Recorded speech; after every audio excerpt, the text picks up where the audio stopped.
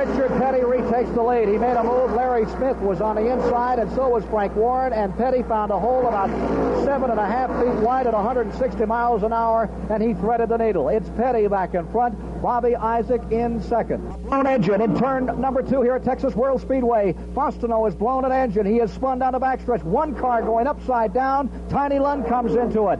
Let's go now to turn number 1. Let's take a report from Fritz Duda. Car number 5, Doc Faustina of Las Vegas, Nevada, is the car we have identified.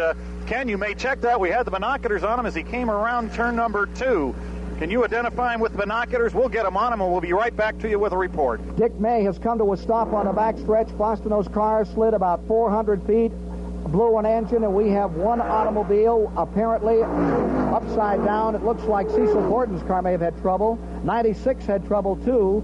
Car number 96 came out of turn number 2, and Richard Childress's automobile has spilled. He's dumped it at least 1, 2, possibly 3 times in a sidewinder off turn number 2. Back to turn number 1. This is Fritz Duda with a report. Ken, the first car to cause that problem over there was Doc Faustina of Las Vegas, Nevada, in a 1970 Plymouth. He blew his engine as he came out of turn number 2. White smoke billowed from the rear end of the car. He tried to go down low in the groove as he came out of 2. He got sideways. There was oil all over the track. And following him into turn number 2 was car number 53, Dick May of Brownville, New York, in a 1970 Plymouth. May spun, went sideways, round and round and round, and then car number 96, Richard Childress of Winston-Salem, got in the same mix-up, and there's nothing but confusion and commotion down there. We'll get our binoculars on it and be back with you another report. Richard Childress's car was the car that was upended and went over several times out of turn number 2. Waiting for a further report on Childress, Marvin Pash. Dick May's car came back into the pit, and Richard Boggs, I seen his car go down the backstretch on the grass. It looked like a dune buggy jumping dunes back there, but he made it back into the pit, so they're working on it, trying to get it back. Tiny Lund made it in the pits and out, and Bobby Allison's in. Bobby Isaac made his pit stop, and it's gone. David Ray Boggs' automobile still on pit road. Apparently does not want a relief driver. One of the drivers came over and talked to him, but he does not want relief. The hood is up on David Ray's car. Car number 53, Dick May's car directly in front of him, and now David Ray Boggs is out of his car. He's walking around to the front of his machine. I would say as high as I seen him in the air over there through the rough stuff that he probably knocked out some of the front suspension. He was getting 4 and 5 feet off the ground. Here is David Ray Boggs out of the car number 57. Ken, this is Barney Hall up in turn 4. Cecil Gordon also came out on the short end of that. He was also one of the cars you saw flying up through the air as he apparently went into some of the drainage ditches and was jumping 8 and 10 feet in the air. Cecil's car is still sitting out just off the grass with a hood up on that automobile, and Tiny Lund came right through the thick of it also, but apparently Tiny didn't have any problems as he did get into the pits. Let's go back to the tower.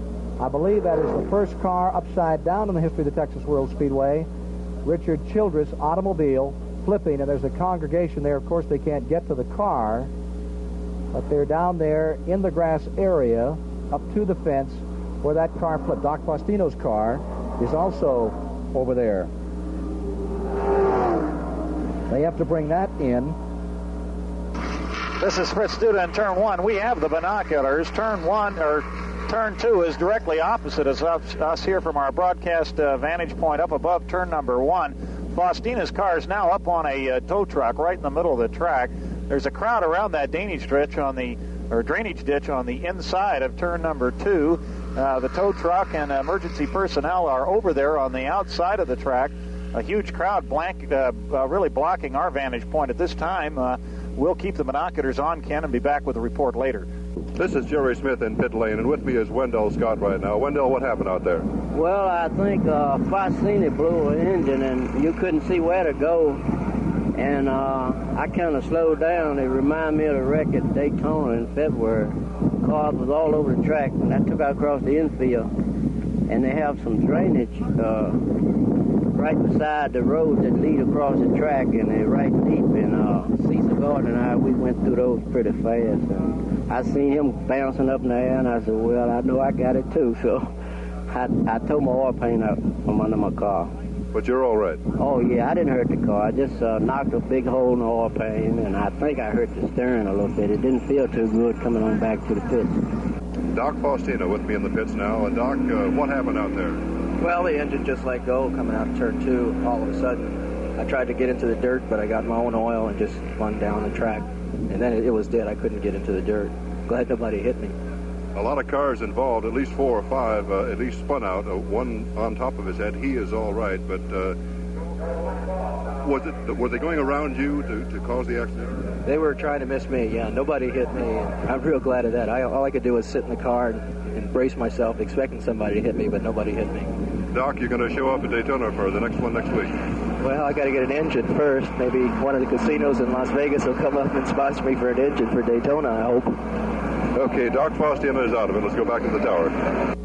He'll have to fill some more teeth for a while. That's what he'll have to do. Here's Dave Marcus on pit road. Jabe Thomas is back in. Tiny Lund pitting as the work continues on these automobiles, and they have brought in Richard Childress' car. Let's go to Fritz Duda. They just pulled the Childress car, the blue 1971 Chevelle with the big orange gold letters, number 96 on it. As it is pulled behind the tow truck, we can observe it now. The whole front end is sandwiched up. The top of the car crunched in. The front of the car really bearing no resemblance to a car at all. As they pull it back in behind the garages now with a white tow truck pulling it off. They've pretty well got the track back in condition over there now, Ken. They have had cement and sand splattered all over the inside there where Faustina let go. And Dick Childress, a very lucky young man as we view his automobile coming into the garage now. Back to radio control. Richard Childress, number 96, is almost back to the garage area, which will finish its trip today. It's a sad way to finish it. Tower, this is Jerry Smith in the pits, and I have right now with me Richard Childress, who had the accident on the other side of the course, turn 2. Richard, first of all, the most important question, how are you? I'm okay, a little bit sore right now. How did the thing happen, Richard? Well, Doc had been smoking for about 5 or 6 laps bad, and I knew he was going to blow. I was just trying to get around it before he did, and when he blew, another car, I think it was Raymond or somebody, sort of came down in front of me, and I just spun the car to miss him. And when I did, I hit a culvert, and the car just started flipping. Richard, I've been wondering about the question.